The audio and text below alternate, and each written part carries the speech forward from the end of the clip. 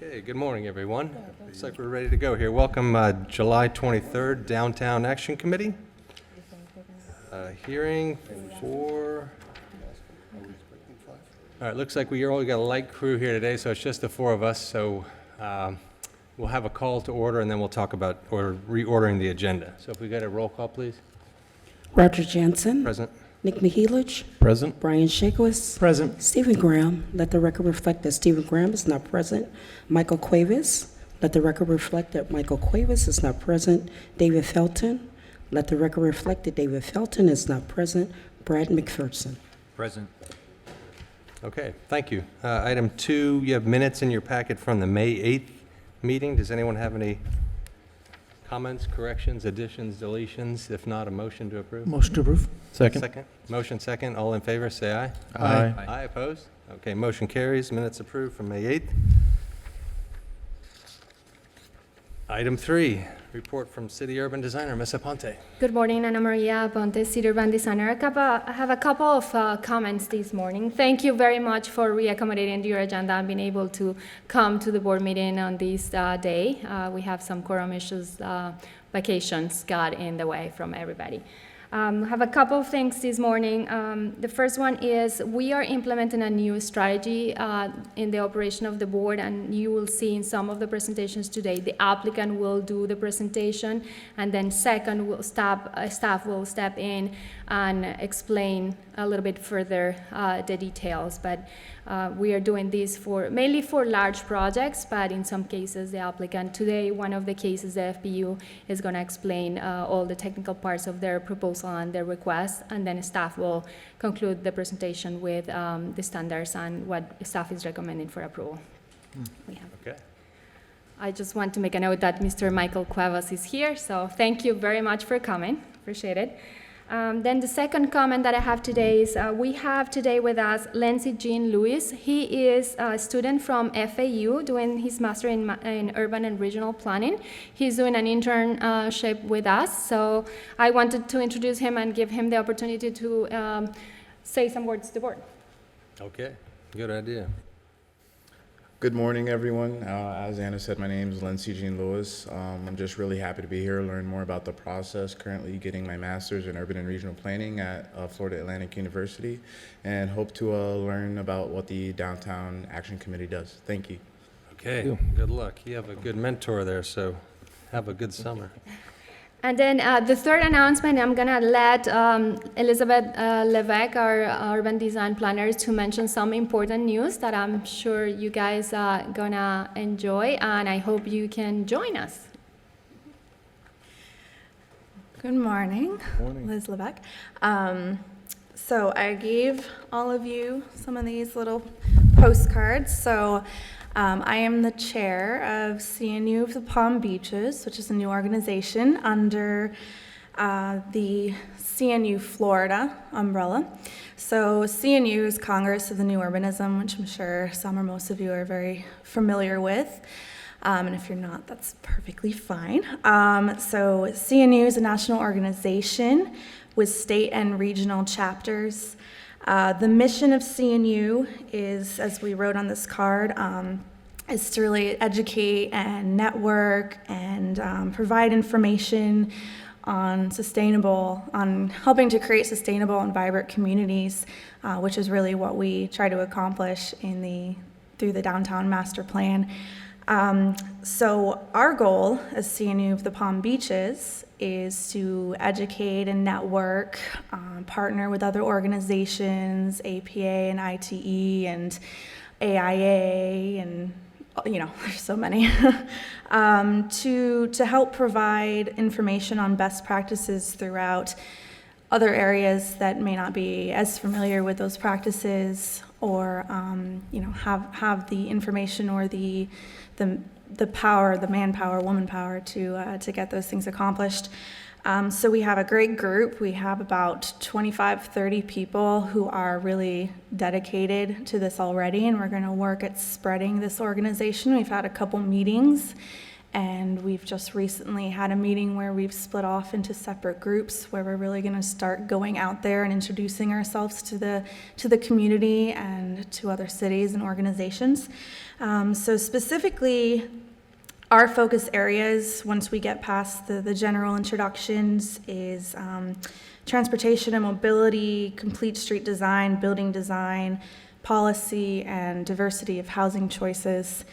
And as you know, DMP form is a form-based type code, and it was drafted by some of the founders of the CNU mission. So we really are, taking these goals and going to help hopefully spread them throughout Florida the best way possible. So just wanted to give you this information. If you're interested in being on the email list, let me know. And we have LinkedIn and Facebook and Instagram as well if you want to start following us and if hopefully get involved. So thank you. Sounds great. Thank you. Okay. Ms. Aponte, is there anything else? That's all for this morning. Thank you very much. Okay, so then secondly, then to reorder the agenda. Do you want to do that now, or we're going to that? Yeah, we can do it now. So was I it think it 2 to requires a 1? vote Was from it 2 jump into 1? To jump into number 1. Okay, so case number 1905. Do we need to make a formal motion for that, or? No. Okay, we're going to move item 2, case 1905, to the first position and switch the first to the second. Everybody good with that? Perfect. Legally binding. Awesome. I will skip my remarks. Okay, today, anyone on the board, any ex parte communication to announce? Nope. Okay, seeing none, we'll so noted for the record. We move into today's public portion. Anyone that will be making statements or offering testimony on today's cases, would you kindly stand and be sworn in? Do you swear or affirm the testimony you're going to give is the truth, the whole truth, and nothing but the truth? I do. Okay, and great. Whenever it's your turn to speak, kindly come up and use the podium, state your name, and the same if there's anybody in the general public that's going to be making comments, do the same during each individual case. So, our first case today then is case 19-04. Well, actually, I apologize, 1905, because we switched it. Request by Michelle Brock for variance from maximum height permitted for a fence. And if we could kindly have, we're going to do the applicant first then? Okay. Our new protocol? Hi, good morning. My name's Michelle Brock. I live at 1012 11th Street, right next to the VFW. On the other side of my house, there's a church, and I'm applying for a variance to put up an 8-foot fence because the level of the church parking lot is about 2 feet higher than the level of my backyard. And my yard runs all along the side of their parking lot, so which makes the fence on their side about 4 feet high. It's a safety issue, it's a privacy issue. I don't know what more you want. People have jumped over my fence, regularly throw garbage. I found a machete in my fence, different things. And I have security so I can see them and yell at them. So I don't know what else you need. I'm gonna put up a 8-foot PVC fence. It's gonna be expensive, but it will last a long time and it won't be ugly. So, yeah, I don't know what else. Okay. It seems reasonable. Generally, we'll have staff offer any commentary based on the variance requirements or any other related information that would help inform our decision, but from what I see, it looks... Does anyone have any questions for the applicant now, or do you want to hear any staff comments? Okay. Just one question, Ms. Brock. What's happening on the alleyway side? Is it secure on that side? Because it sounded like you had a security issue, and the fence on the one side will help you with the height, but on the alley? The ground level is not different on the alley, so I didn't ask to put up an 8-foot fence there. I would really like it to be continuous all around, but if I have just the same type of fence, I'm okay with that. I didn't want to kind of push the envelope and, but on the other side of my yard, there's a 10-foot concrete wall where the VFW is. Right. So the 6-foot fence in the back will suffice along the alleyway? yeah. Thanks. That's it? Okay. Okay. Okay, Elizabeth Levesque, Urban Design Planner for the record. I'll just go through a couple things. So this is, again, a variance from section 94-109 for a fence height. This is DAC case 1905. So a request by Michelle Brock for a variance from the maximum height permitted for a fence in the side setback as provided in Article 4, Section 94-109 of the ZLDRs. So the property is 1012 11th Street. And this is just a street view image of the subject property with the American Legion to the west and the church property to the east. This is taken from 11th Street here.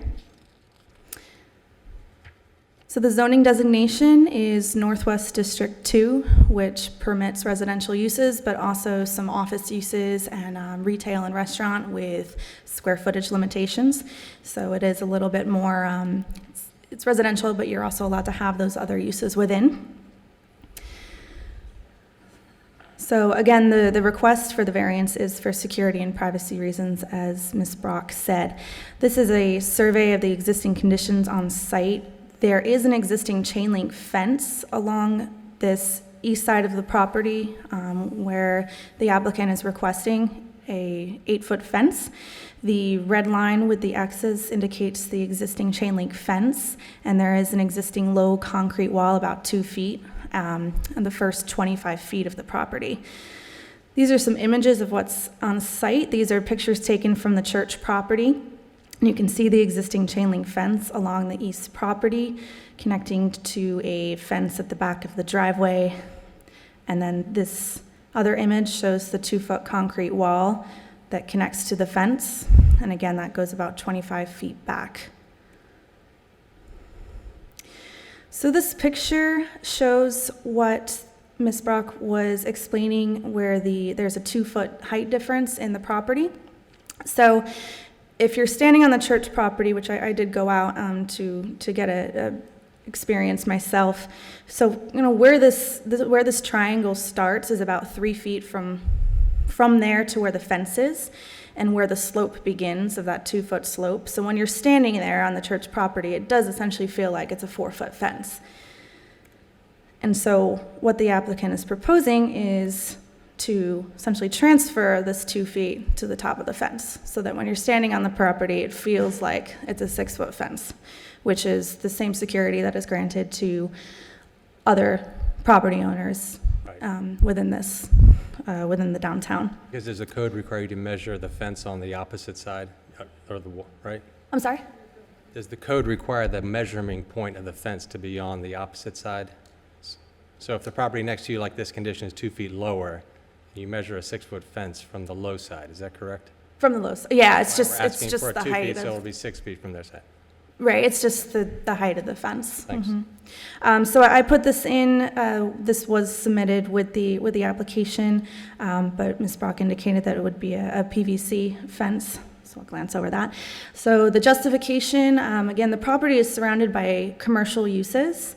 The owner stated that there have been multiple instances of individuals entering their yard, and again, there is that height difference between the church property and subject property. Staff found the request complies with all 10 variance standards within section 9438D6. Specifically, a special condition does exist due to the height difference of the property, which has not resulted from the actions of the applicant. And the literal interpretation of provisions would not permit the same security and privacy as other properties within the same district. So staff does recommend approval for a variance from section 94-109 of the ZLDRs to allow an increase to the maximum height of a fence within the side setback from 6 feet to 8 feet. Based on the findings, the petition meets all 10 variance standards. And that is my presentation. Any questions? Thank you. Thank you. Any questions, anyone? Does anyone from the audience, from the public, want to comment on this case? Okay, seeing none, we'll close public discussion. Have any questions from the board to the staff or the applicant? None? Is the other neighbor okay with this request? Did anyone, and no letters of objection or anything? No letters of objection, and we did send out the mailers to everyone within 500 feet. Okay, all seems very reasonable to me. Does anyone have any other questions or a motion? Motion to approve. All right, is there a second? Second. Motion second. All in favor, say aye.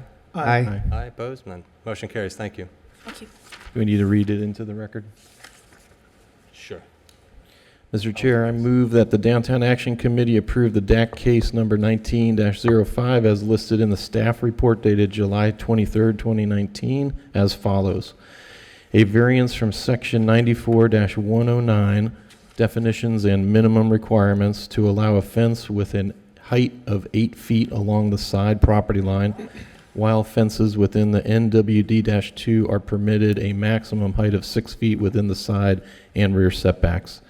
The motion is based upon a determination that the testimony presented at this hearing, along with the application submitted and substantial evidence. The board hereby makes findings of fact that the petition meets all 10 variance standards as outlined by Article 2, Section 94-38D6 of the ZLDRs. Okay, perfect. Thank you. Okay, next case then, which is 19-04. Request by John Mildenberger on behalf of Florida Public Utilities. And if we could kindly have staff's discussion. Yeah, good morning. Ana Maria Ponte, Cedar Band Designer. This is the Downtown Action Committee case 1904 for 209 North Sabadell Avenue demolition. It's a request by John Mildenberger on behalf of the Florida Public Utilities Corporation for the DAC approval for the demolition of 2 structures located within the Quetrell Business District as provided by Article 4, Section 94-107 of the Zoning and Land Development Regulations. The affected properties are within the downtown master plan area and within the Commission District number 3. At this point, I'm going to turn the presentation to the applicant. He's going to do his presentation, all the technical knowledge, and then staff will come back. Okay, thanks.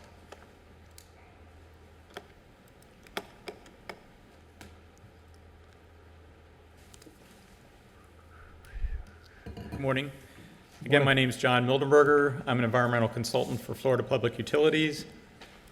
We're here to present our permit application for the demolition of structures at the subject property.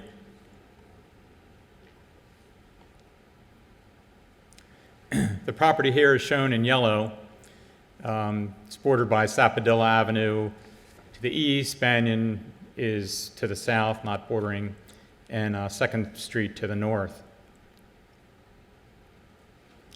Here we're looking at the office building on the structure, which is proposed to be demolished. We're looking from the northeast here across Sappadilla Street. And here we're again looking across Sappadilla Street from the southeast at the property. Here we're looking at the property from the north to the south, across pretty much the center of the property. A couple things I'd like to point out here are, I'm sure I can get the mouse to work over there. If you see the white pipes there, that's a gas gate station, provides natural gas for all of West Palm Beach, up to 59th Street, down to Lake Worth, and all of Palm Beach as well. And I don't know if you can make out, but on the far left side, there's a small knee wall that runs north-south across the property. We'll be referring to that. That's a retaining wall. And across the back, there's that retaining wall continues actually on the city's property, city CRA's property.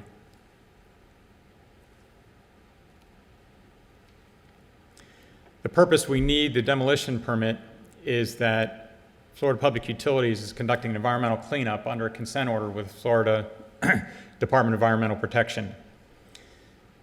The consent order was signed back in 1991, and a lot of work has been done at the property over this time, investigations, and some remediation has also been done.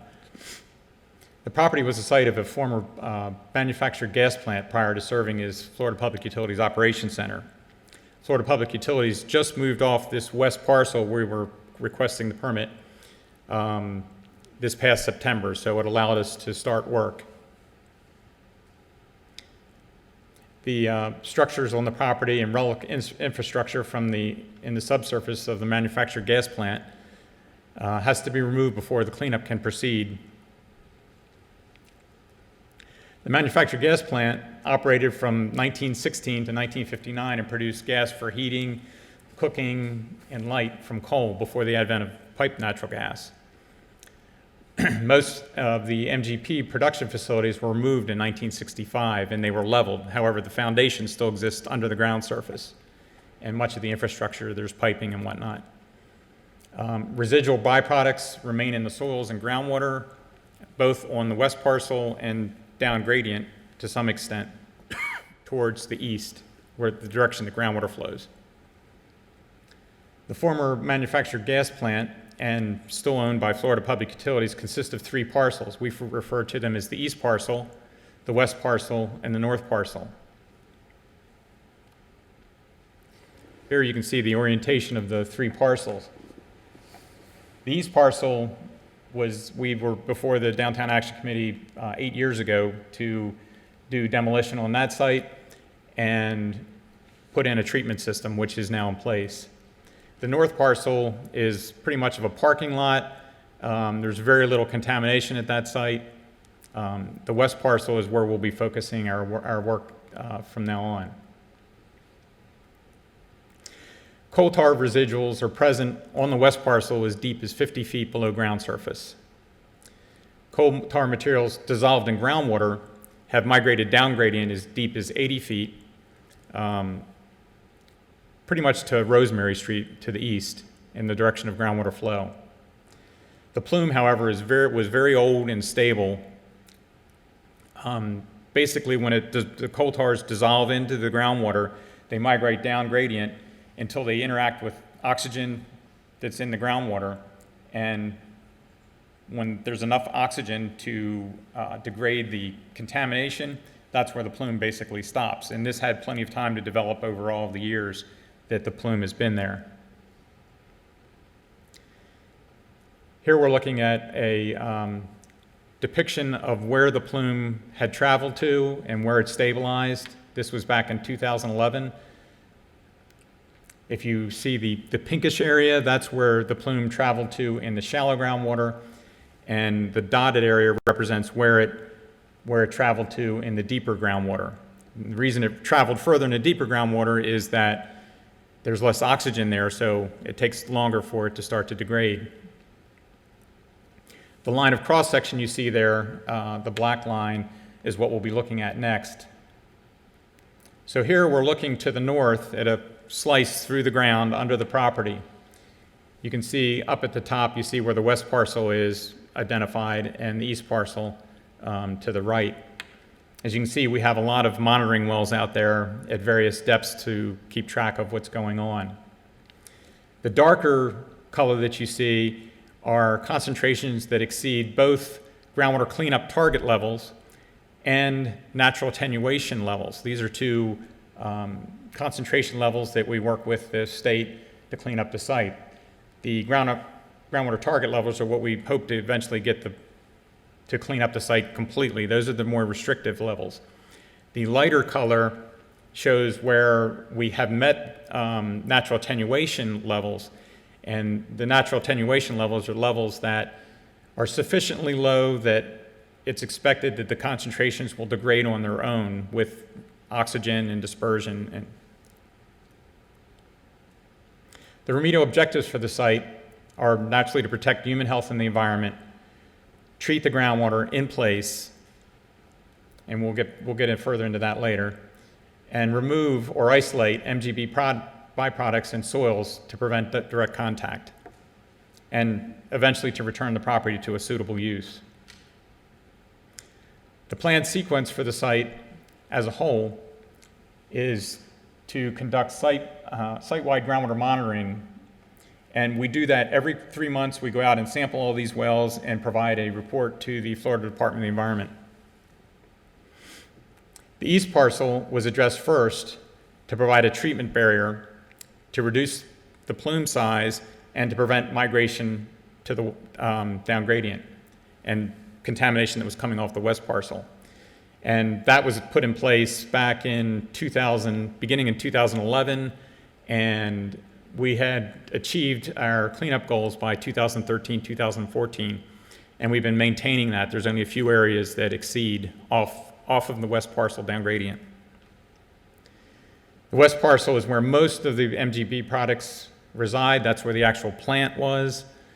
But ultimately, we would like to address it similarly to the east parcel. But first, there's other work that has to be done.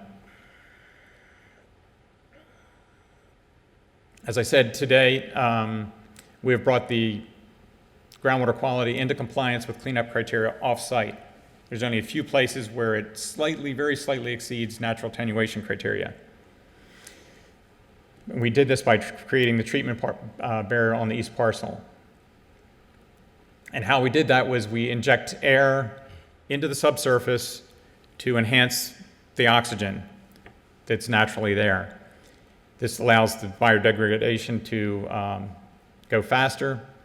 And we also have installed a soil vapor extraction system, which is above the water table, which basically sucks all the air out, and we run it through carbon before it's discharged to the air. This is just a conceptual picture of what we have working on the east parcel right now, and we eventually want to have on the west parcel. And here you can see we're injecting air at many different levels below the ground surface, enhancing the biodegradation. What little bit of contamination that makes it back to the surface in vaporized form is sucked up by our vapor extraction system, run through carbon, and expelled to the air. And this is a picture of the east parcel as it stands today. The white trailer is where all the treatment takes place. That's where the air injection comes from and the vapor extraction.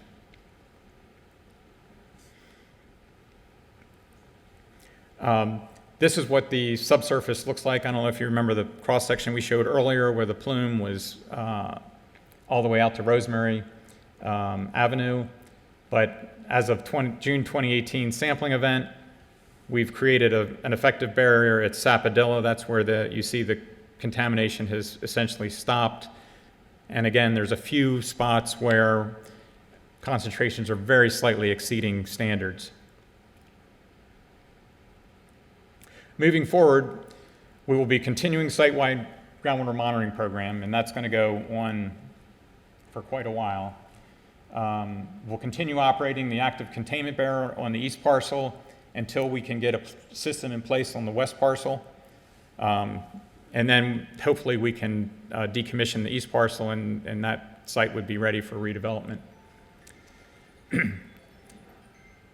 The thing we need to do right now is demolish the structures and foundations on the west parcel so that we can continue with our environmental work on the west parcel. And part of that's going to be securing the west parcel to prevent anyone from entering the parcel, because we're going to have, obviously, there's contaminants on the site, there's going to be heavy equipment, and there's going to be ongoing on and off stages of construction. The primary demolition tasks, of course, we're here submitting for the permits. That's the first step. We want to establish and maintain site security by fencing the perimeter of the property completely after the buildings are down. And we're going to be putting up lighting on poles to light the poles at night. All those lights will be facing south so that we aren't shining lights at the residential area. We have a health and safety plan in place. One of the first things we need to do was secure the gate station that I spoke about earlier, where the gas distribution occurs. Obviously, it's a very sensitive section. We're going to be having heavy equipment in there, and we don't want to have any accidents. So earlier this year, we already went in and, in many cases, hand dug around these pipes, took all the contaminated soil out, and replaced it with clean soil and put in gravel. Next, we'll be demolishing the site structures and the relic foundations from the manufactured gas plant. And then finally, we'll be grading the site and stabilizing it so we don't have runoff. Here's a picture of the west parcel. All the highlighted structures you see are basically what's above ground. These are structures that we will be demolishing for the most part. The gate station is showing there. That work has already been done. But most of the other structures will be taken down. The structures you see that are just dark lines, just outlines, that is basically the configuration of the old manufactured gas plant. All of the surface of that plant has been demolished back in the 60s. But the foundations still exist, and we ran into some of those when we were doing the gate station earlier this year. This is basically what the west parcel will look like when we're done, or we propose to have it look like when we are done. The red lines that you see are existing fencing that we have on the perimeter. The green lines that you see are fencing that we'll need to put up after the demolition has taken place. Some of the site security right now is taken place by the buildings that occupy those green lines, but once they come down, we'll need to replace that with fencing to protect people from coming on the property. The gate station, as you see, has a green line around it. We're going to be putting up new fencing there. That's kind of a separate issue because Florida Public Utilities has issues they have to deal with protecting the gas mains. The blue line that you see there is actually a city parcel that runs northwest across the west parcel. That was a water main that I'm under the understanding that water main is going to be decommissioned. The status of the property is unknown yet. We would eventually like to have access, but right now we're just going to work around it. And the dark blue lines that you see running just to the right of the gate station and along the southern border, and then also along the western border of the property, those are retaining walls that we are going to leave in place. The bottom one is actually on, as I mentioned earlier, is actually on the City of West Palm Beach CRA property. But when we finish the demolition, our goal is that the property will basically be flat, clear, all rubbish material will be taken off the site, and it will be graded with gravel. We'll be doing various phases of work from excavation, treatment of coal tar that is in subsurface, and eventually putting in the biosparging soil vapor extraction system. So once we have the demolition completed, our initial remedial tasks will be to determine if there's a recoverable floating product.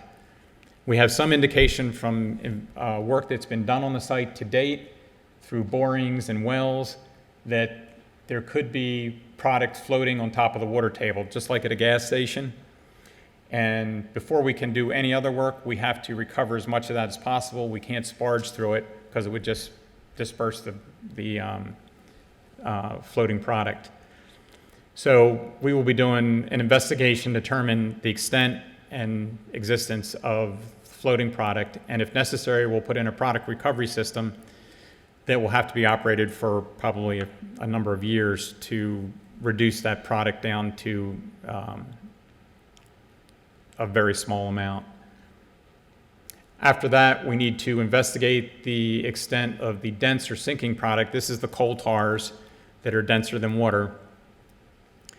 And this material will either have to be, if it's extensive, will either have to be, and in some places it will be, we'll have to excavate and render it and landfill it, or immobilize it in place by rendering it in place so that it will not be mobile any longer and provide a source of contamination to the groundwater.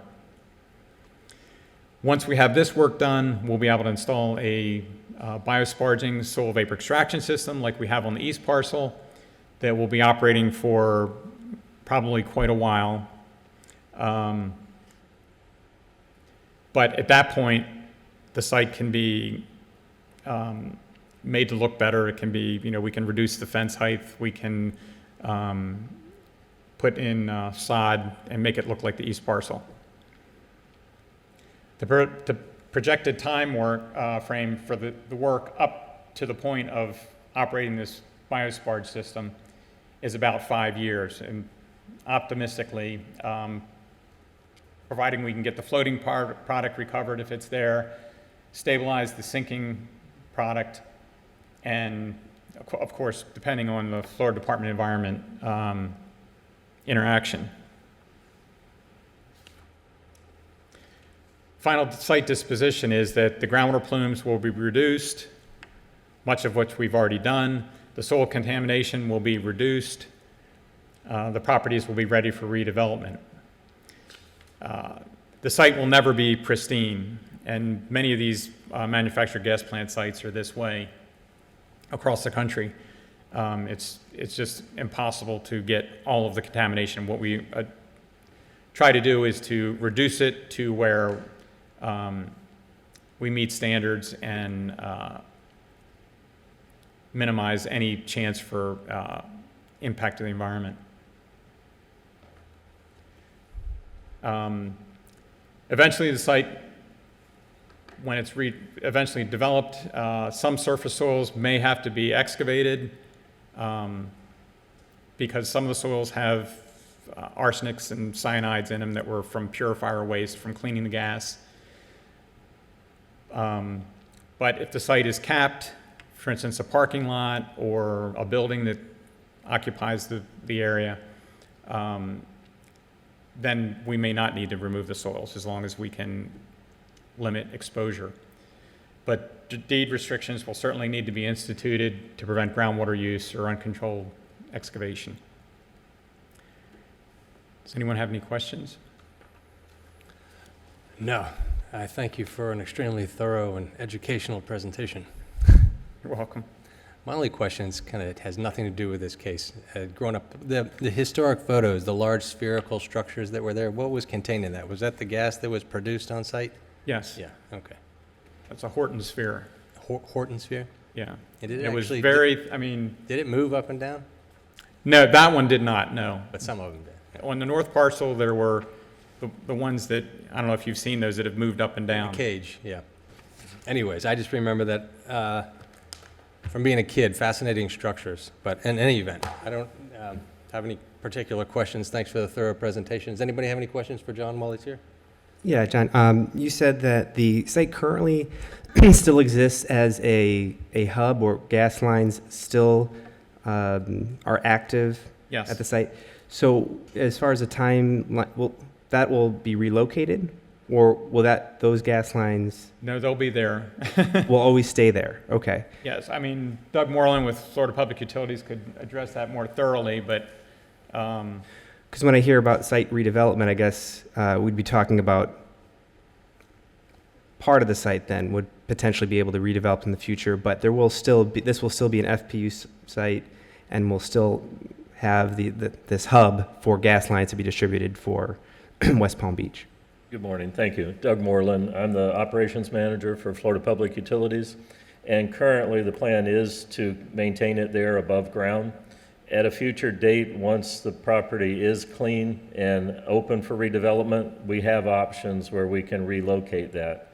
And the reason John had it in the presentation is we need to protect it until that time, but we do have the option, and we'll probably look at that down the road, of relocating it so the whole property will become available. But until then, we just need to protect it. Okay. Good.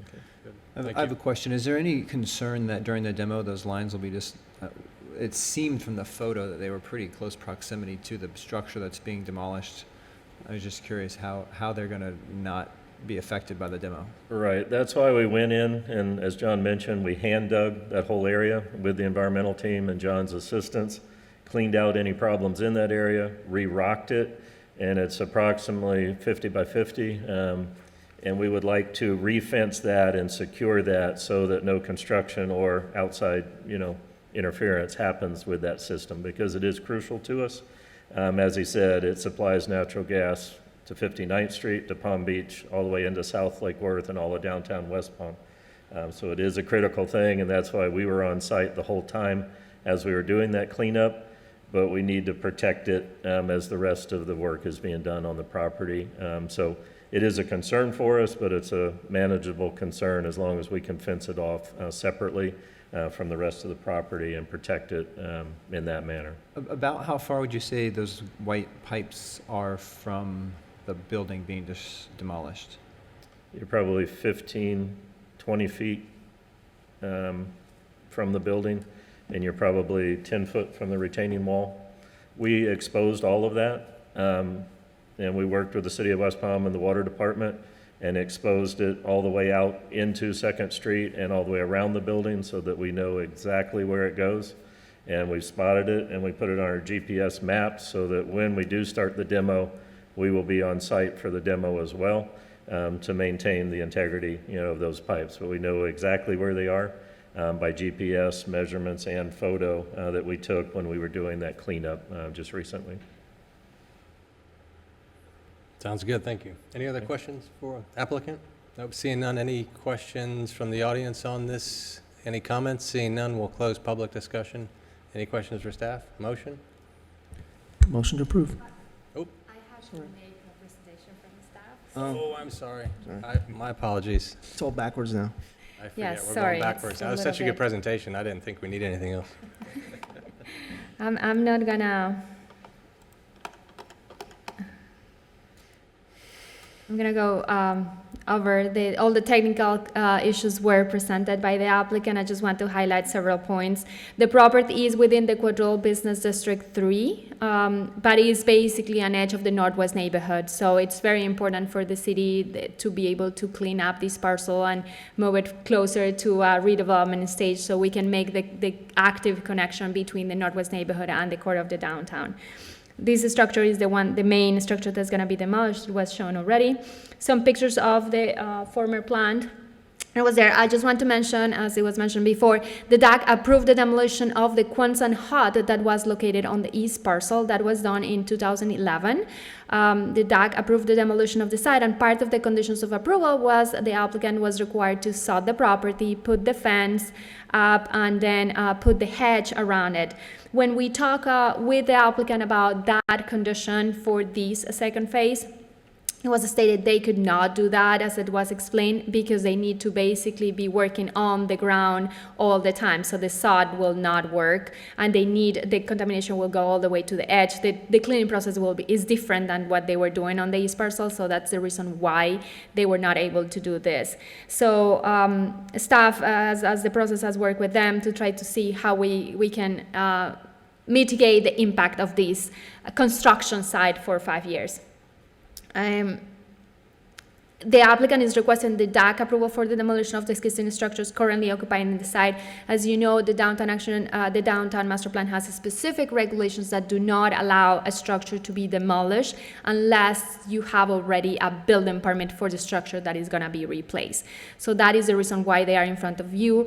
Section 94-107B5 allows the board to authorize the demolition of the structures on site with contamination identified by a site environmental study. So this application meets that requirement, and staff is supporting of that due to this reason. We want this cleanup to proceed and the demolition of all the structures that they need to demolish on the site, along with any infrastructure that they need to start the environmental cleanup.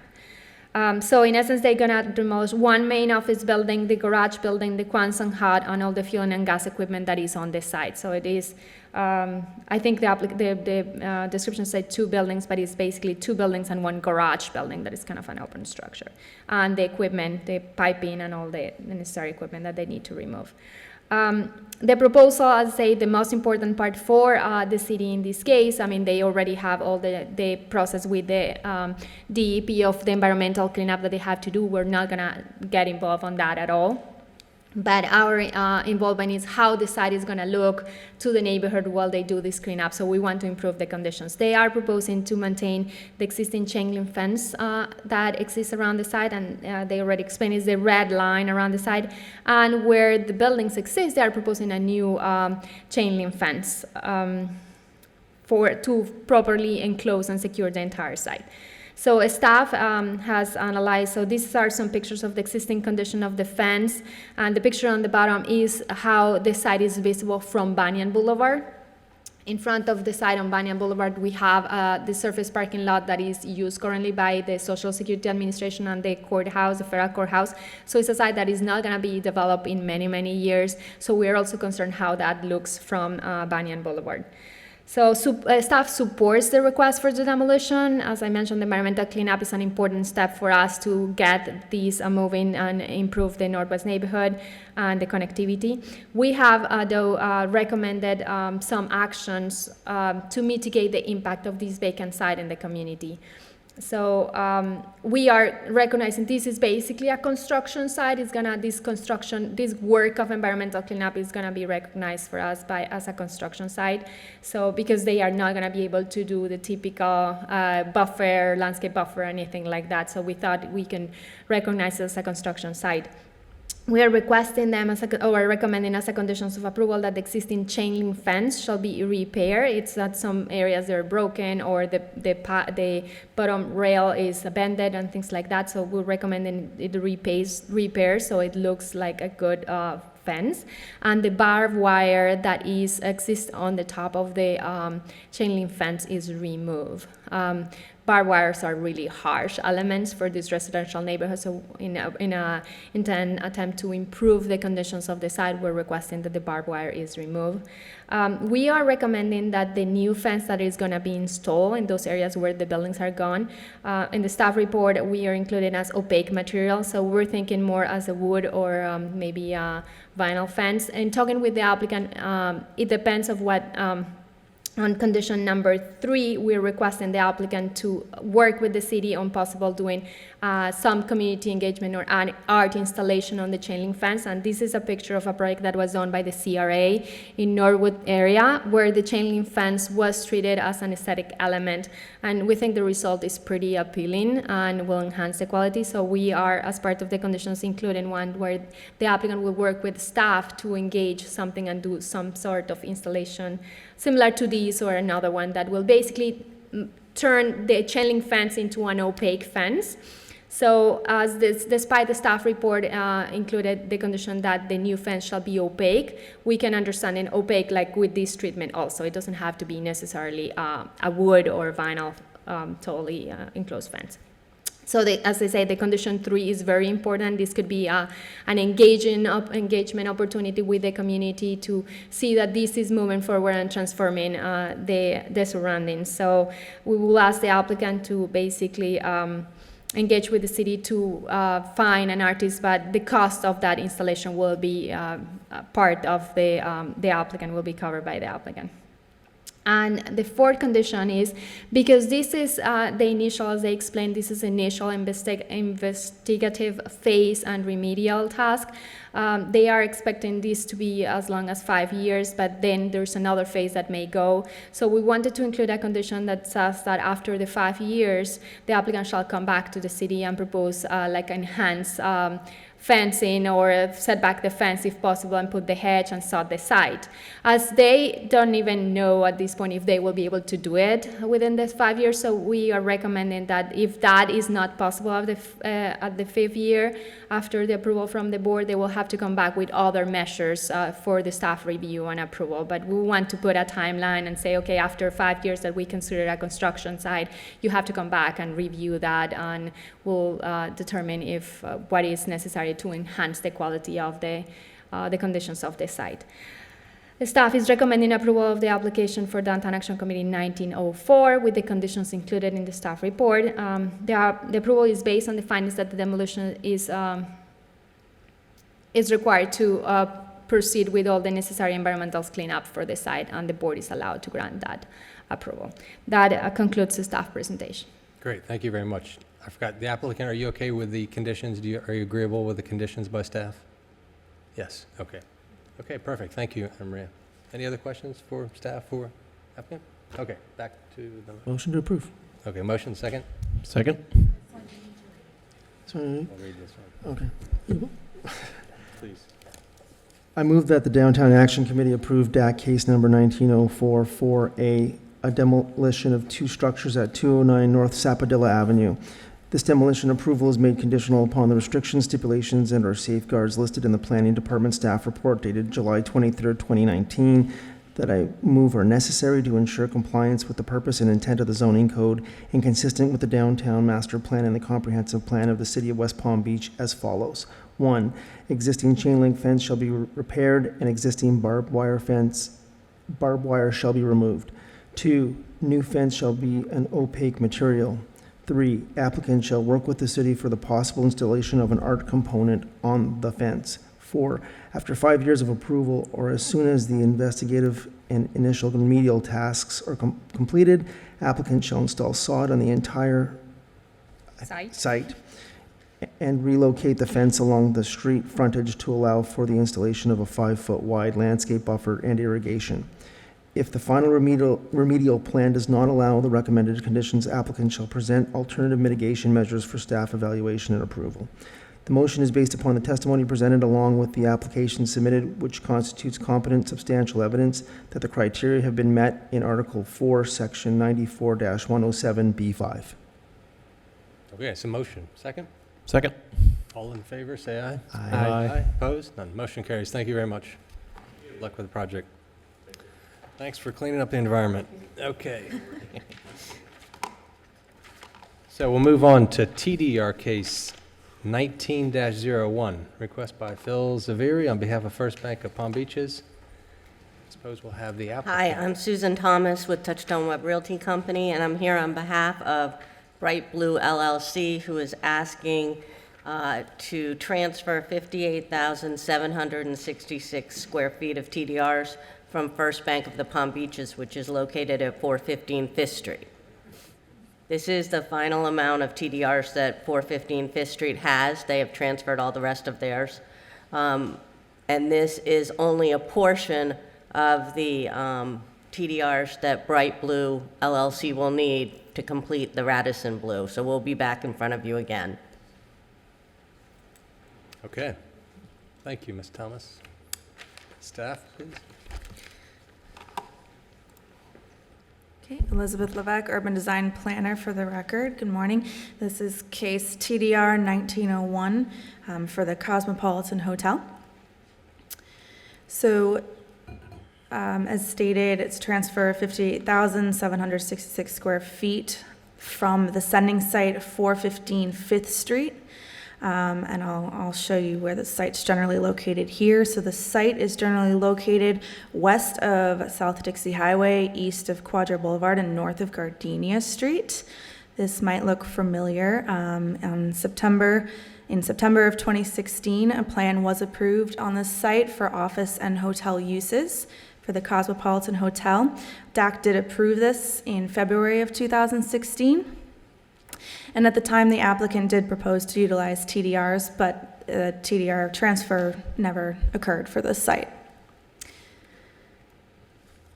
So in April of this year, a revised plan was submitted for a 500,499 square foot building containing 200 hotel rooms and 146 residential units.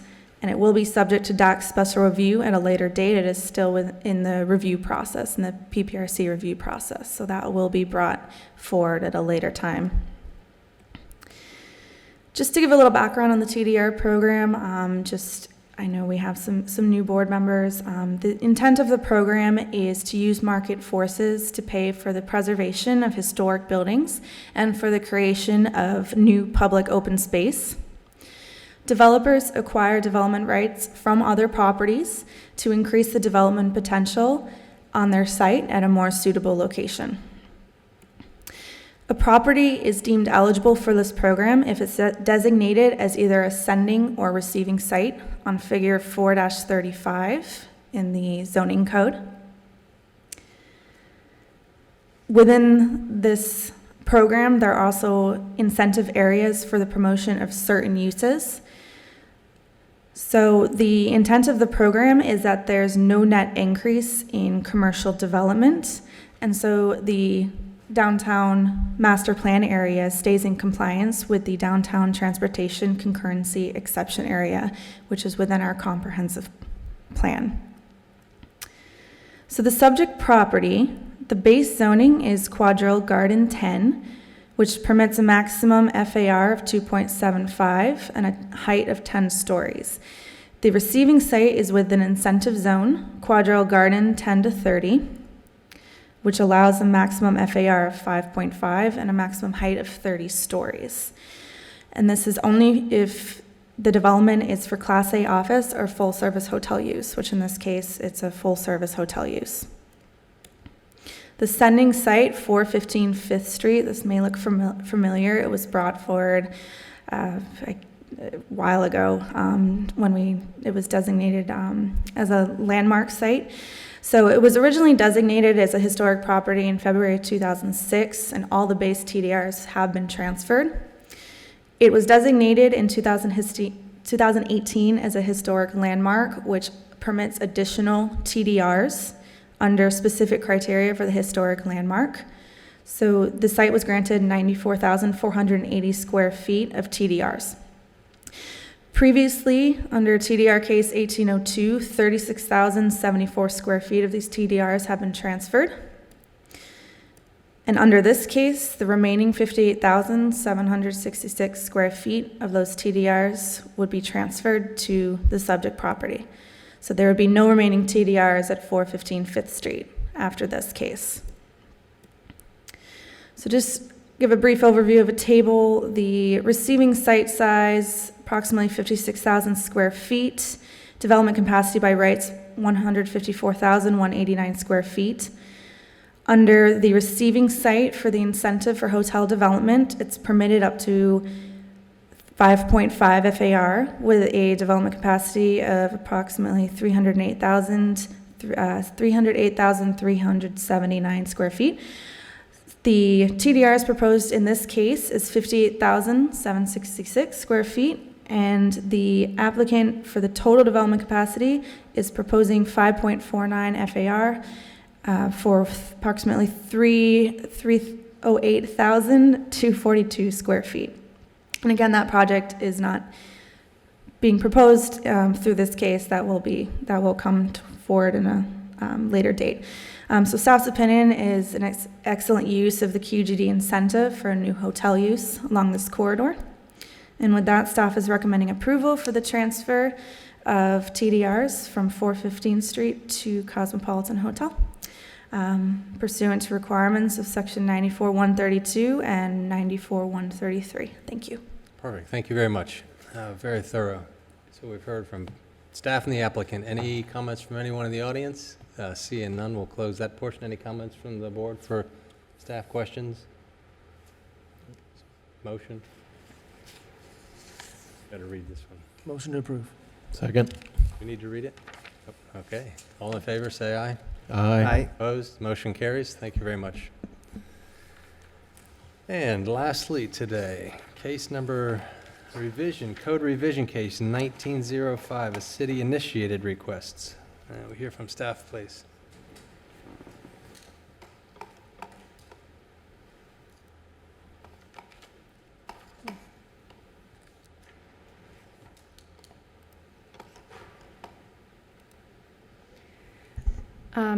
Ana Maria Pontes, City Urban Designer for the record. This is Code Revision Case 1905. It's a city-initiated request for a text amendment to Chapter 94, Article 4, Downtown Master Plan Urban Regulations, Section 94-109, Definitions and Minimum Requirements, Section 94-111, Parking and Loading Requirements, and Section 94-132, Transfer of Development Rights Programs, to introduce additional regulations and clarify several provisions of the Downtown Master Plan.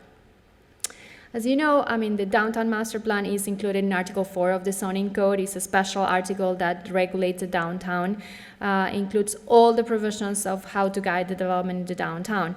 This document is a very complex document, and we revise it and review it from time to time, depending on the things that we see in the projects. In the last months, you have seen a couple of amendments. One was the scrivener's error, and then we did also 2 cleanups of old PDs that were never abandoned, and we are kind of removing from the record. So this is another of these examples, how we kind of constantly are kind of trying to clean up and clarify the code and make it easier for everybody to understand. In this case, we are revising several sections of the code. The first one is section 94-109, the definition sections, which includes the definition for the terms of the use in the regulation, but also includes some requirements of how to implement those regulations. The first one is regarding the active use on the ground floor. The intent of the active use requirement in the downtown is basically to promote the pedestrian activity. That is one of the prime goals of the downtown, to make the pedestrian environment and the urban environment like some active space where people can walk and have interaction with the different spaces, these different buildings that are basically right on the property line and engage in the public. The intent of this amendment is to clarify the uses need to provide direct access to the public from the sidewalk or public open space. In this case, we have noticed that some of the new residential buildings are putting some of the amenities on the ground floor, and some of those amenities are not really conducive to interact with the public realm. So we wanted to clarify that uses such as gyms, movie rooms, and yoga rooms are not allowed on the ground floor. So this is an example of the Alexander residential building, where you see the building has the lobby on the corner of Dixie and Fern, which is pretty active. It has an open area with some tables, so people sit there to work on their computer. And then next to it, along Fern, it has the gym and the yoga room. Those spaces that are only for the use of the tenants are very introverted. So despite the project was approved with active use and the gym qualifies as an active use and has the transparency requirement and has the windows, the result is like the owner of the property has installed these films on the windows. Because of course, when you are doing exercise or yoga, you don't want a passerby to be looking at you sweating on your treadmill. So they basically block the windows. So we think this is a result of, that means that these uses are not really conducive to engage the public. This will be different, like we used to have the Ultimate Gym across the street. It's a gym that is open to the public, so when you go to a public gym, you are willing to get people seeing you. So it was kind of an interesting thing, seeing the people in the treadmill when you would go out to lunch while you were eating burritos. So it was good. So, but what we would like to do in this case is basically suggest that these spaces are not allowed on the ground floor to count as an active uses. When we presented these last week to the planning board was a little bit concerned that the restriction is too much and the developers will basically end up with commercial spaces on the ground floor that cannot be occupied. So a way to kind of address those concerns, the board approved the amendment with a change that says those spaces cannot be considered active use when they are on the primary street, which we think is a good compromise. As you know, we have different requirements for active uses along primary street and a secondary street. The secondary street requirements are much lower. We have a hierarchy system on the downtown where we want to put more emphasis and more interest on the primary street. So we thought it was a good solution. So we are suggesting that as the new language, the staff report that you receive, the revised staff report that you receive, includes the language stating that active uses, the gyms, movie rooms, and yoga rooms are not going to be permitted, as cannot be counted as ground floor active uses on primary street designations, unless they are open to the public. So that is one of the proposals. The second proposed amendment on the definitions regarding fences. We are doing a couple of clarifications. One, clarify that the fence height for sport fields is permitted to go to 8 feet instead of the 4 feet or 6 that is allowed in the downtown. And this is just the nature of what is needed for the sports fields. And the second one is to clarify the location where chain link fences will be permitted in the downtown master plan area. We're suggesting that will be only permitted along street frontages on residential streets, in residential districts. That means that in the urban core or districts like Clematis Street or along Quadrille Boulevard, if you want to put a chain link fence along your frontage, that means facing the street, you are not going to be able to put a chain link fence. You can put another type of fence, more aesthetically pleasing. You can do it, though, on the rear and side setbacks, but not along the frontage line. And the other additional requirement is that if you are doing a chain link fence along the frontage, in the residential districts where it's permitted, it will be required to have hedge screening that fence, and all the chain link fences will be required to do a top rail. And if you see in this image on the bottom, you can see this is a chain link fence that has a hedge in front, so it's much more appealing than the chain link fence next to it that doesn't have anything. So we thought that could be a good compromise for the residential neighborhoods where you have the hedge. You still can do the chain link fence, but if you have the hedge, that is more appealing for the neighborhood. Ms. Ponte, real fast, that hedge, does it have to be full height at planting at the time the fence goes in, or is there a the minimum? requirement for planting is 24 inches. Okay, thanks. For any landscape, for hedges, it's 24 inches. But it has to be a hedge that will grow, yes. And then the picture on the right shows the condition of a chain link fence when they do the top rail. It gets damaged and destroyed pretty easily and look really bad. So we thought it could be a good requirement to add that. The next one is the definitions for the setbacks, is to clarify a couple of occasions where you measure how you measure the setbacks. In the Providencia Park District Professional Office, that the setbacks shall be measured from the lot line. This is the way it is measuring within the residential sub-districts. So we want to clarify that the PPDPO, it's despite allows office uses, is still a residential sub-district. So we will allow that one, or require that one to be measured from the property line. When the curb location varies along the property, so when you have parking lots, on-street parking also, how it is measured, the same way that how it's measured when the midpoint of, when you have an undulating curve or property line. So when it's not constant and straight, you can measure from the midpoint and go on with that one. The next is regarding the facade articulation requirements, is just a clarification that includes the mention of the blank walls. So you know, blank walls in the downtown are not permitted, so you have special provisions that says that a facade cannot have more than 20% of the facade area absent of fenestration or planar breaks. So we just want to include that into the table, so it is highlighted to the applicant that they need to pay attention to this. The definition is included on the sections. The blank wall definition is included under the definitions, but is not mentioned in the table, so we just want to highlight it. Section 94-109, the table 4-6 is the open space types by subdistrict. We're doing two changes in here.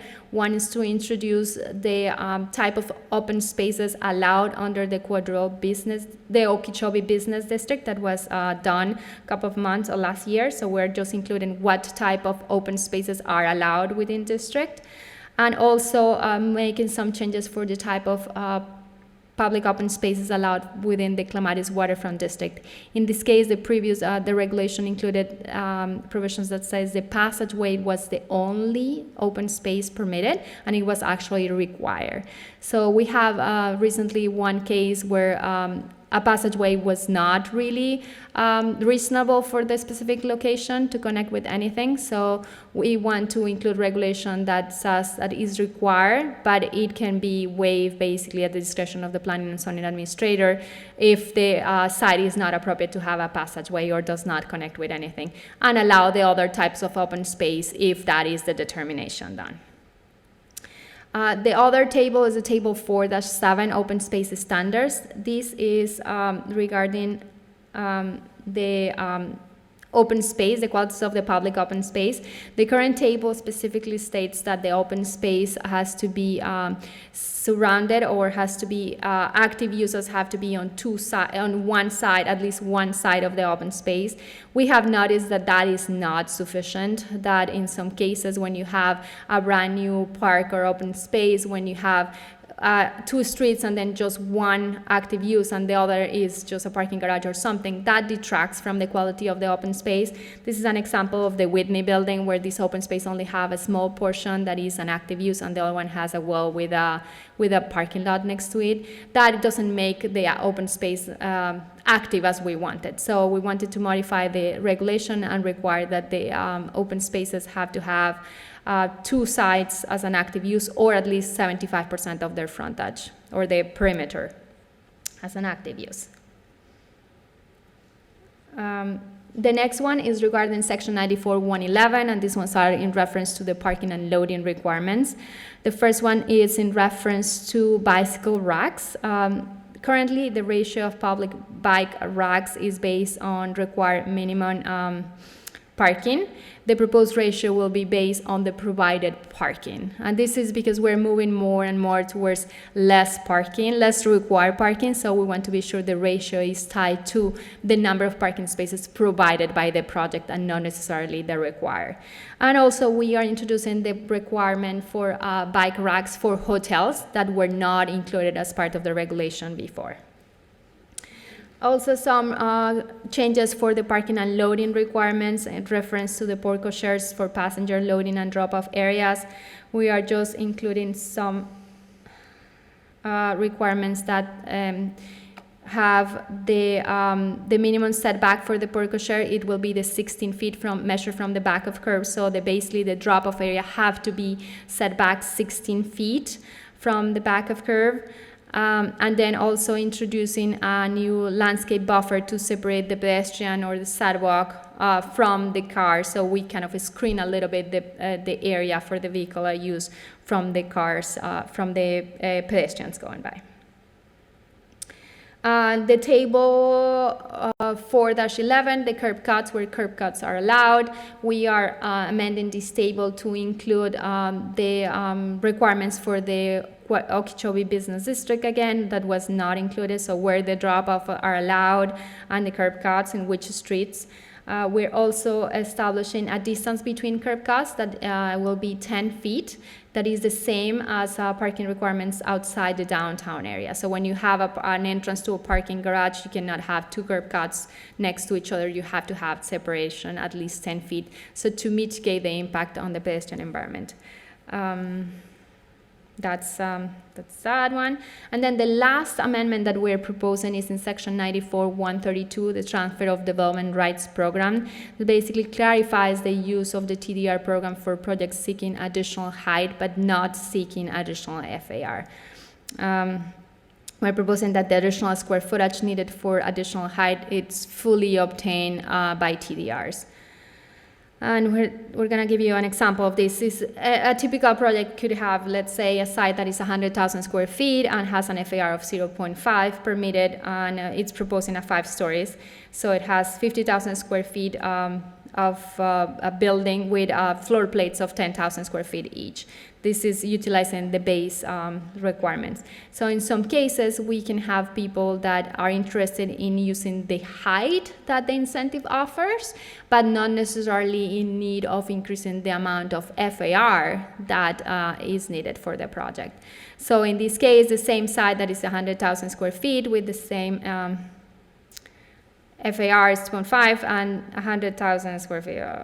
This is wrong. But the idea is that you can have you can do the same square footage but in a taller building. So if you want to do that, the square footage of the floors above the allowed right will have to come from TDRs. Doesn't matter that you have FAR on your site. So basically you end up with a site that has more FAR than what you're really using. But we thought it will be a way to really preserve the intent of the TDRs and not start diluting the goal that was protecting the historic structures in the first place. Staff has reviewed the amendments based on the amendment standards in section 9432 of the Downtown Master Plan, and the proposed amendments comply with all the standards. Specifically, amendments enhance the quality of the public realm in support of goal number 1 of the Downtown Master Plan of the Comprehensive Plan, that states that the downtown area shall be a place of unity, which is residents and visitors at work or play feel attached to and responsible for. The downtown area shall be a place of unique character with public spaces in which people feel comfortable interacting.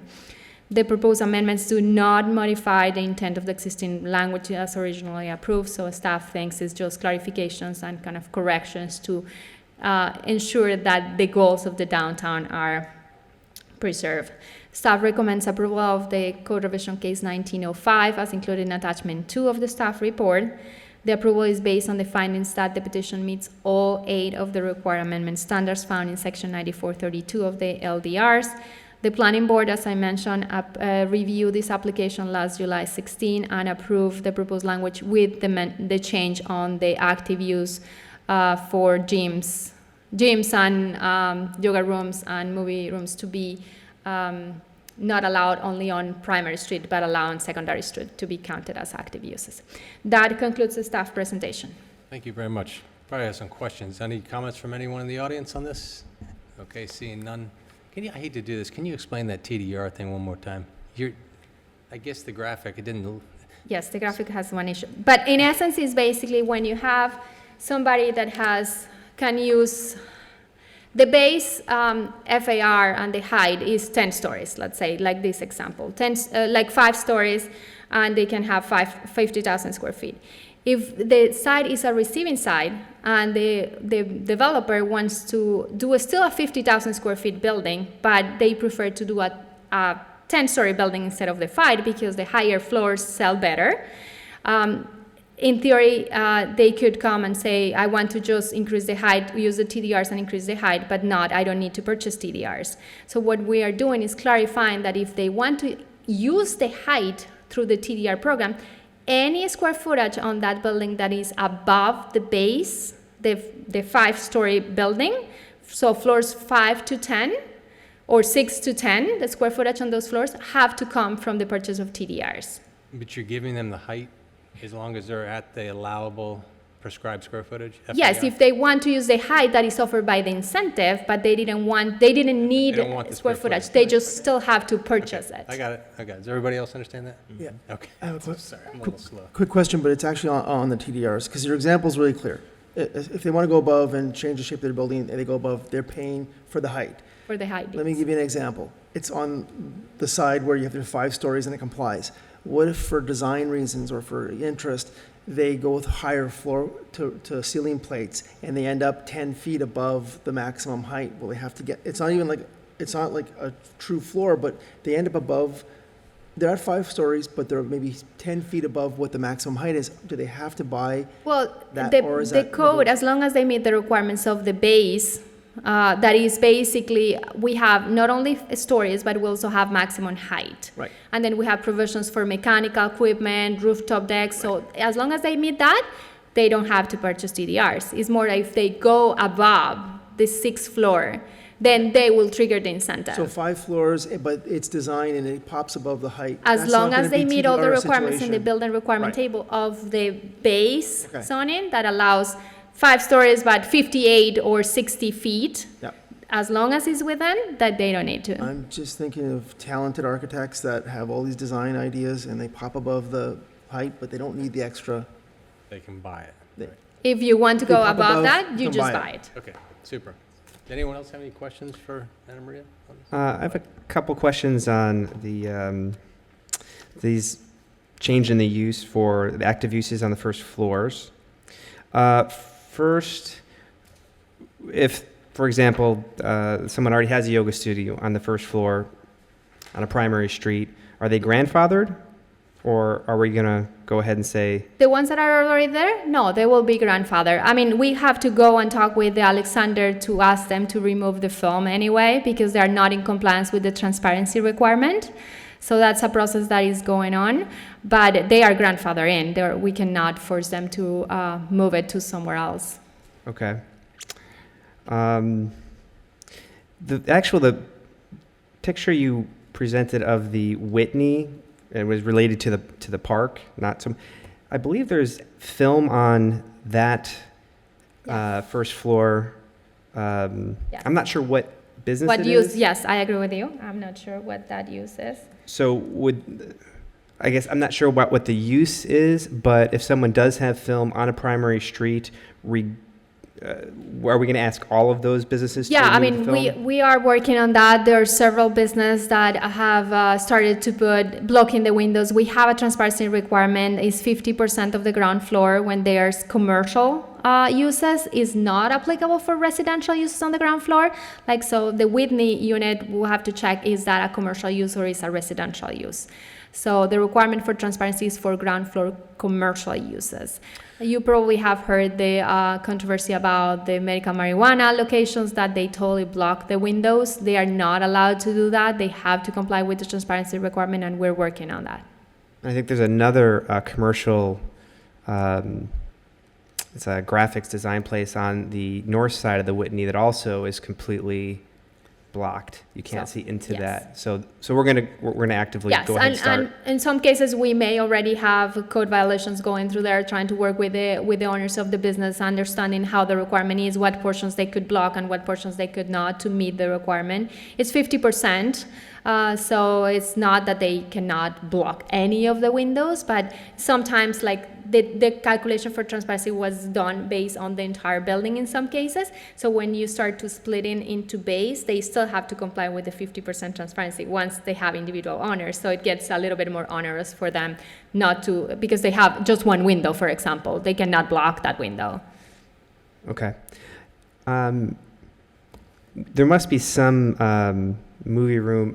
What is a movie room actually? Is there an example? Yes, we have several. I mean, the new residential buildings are coming with a lot of amenities for the tenants. The Broadstone City Center has one movie room. It's basically a very comfortable room where a really large screen with theater seating, where the owners, the residents can go and watch games or rent it for movie goings. That one in that particular case is on the second floor facing the pool, so it's not an issue. But in some cases, if they decide to put it on the front, it counts as an active use actually, because it's a usable space. But once the nature of the use will make basically the frontage to be totally blocked. Right. Well, there's still nothing to stop them from pulling some curtains closed, right? On the inside, if it's not a permanent film? No, that's true. Okay. It's not. So no more gyms, movie rooms, or what's the third use? Yoga rooms. I'm sorry? Yoga Yoga rooms on primary streets, on the ground floor, on the ground floors. as part of the active use requirement. Okay. So if they have, in this case, the primary street has 80% requirement or 65% depending on the width of the frontage. So if they comply with other uses, the 80%, the other 20 that is left over, they could use it for that. And that language covers Pilates, any type of collective fitness gathering routine? Yes, By we the think so. term We gym? probably will review that with law and define if we can put those type of activities that are basically. Okay. Could you just say that statement again, the 80%? The active use requirement for a frontage is 80% of your frontage. So the regulation right now acknowledges that you may need a transformer bolt or an entrance to something else that is not necessarily an active use. So let's say in this case, your entire frontage could be active. You can have active uses. As long as the 80% meets the active use requirements, if you have a gym and you want to put it on the 20%, then you will be able to do it. Okay. Okay, great. Thank you for the clarification. Ms. Appreciate it. Ponte, when you did your presentation, I think you said if someone wants to put a gym on the main floor, a public gym, they're okay. It's only if it's coming from the building and it doesn't have public access. So we thought if you want to do Yoga an amenity, studio. and some buildings do, you have an amenity on the ground floor that is, I mean, you have a membership as part of your rent, but it's open to the public. That is a different story, because then you will have a door from the street, you have a different type of interaction. What we have seen is the issue is more with these amenities that are only for residents, where they're not really intended to interact with the street. Okay. Any other questions? All right. Any motion? That's it? No? Do we need a motion for this? Yes, I need a motion from you. Motion to approve. Second? Second. Okay. All in favor, say aye. Aye. Opposed, none. Motion carries. Thank you very much. Okay, any other business, old business? Anyone? Okay. None. I'll move to adjourn. Thank you, everyone. Appreciate it. Thank you. Thank you very much. Thank you, staff, for your always thorough presentations.